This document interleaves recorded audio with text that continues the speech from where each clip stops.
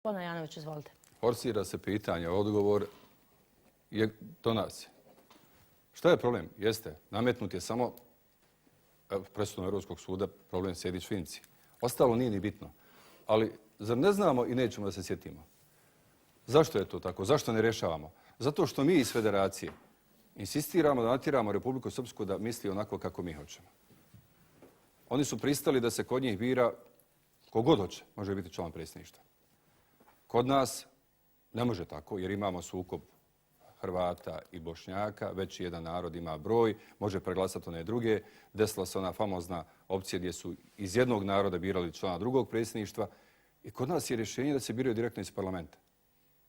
I time bi napravili taj famozni slučaj riješenim. Ali nećemo mi sad iz Federacije. A govorimo neće oni iz Republike Srpske, nećemo nejednaka rješenja.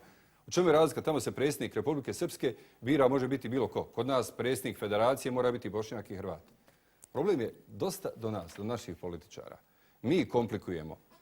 Republika Srpska koja ima interes da se i odvoji od Bosne i Hercegovine, da kroz ustavne promjene dobije legitimitet priznanja od strane Bosne i Hercegovine, Republike Srpske, pa da može tražiti pravo na samoopredjeljenje i odcjepljenje, to oni žele ustavnim promjenama.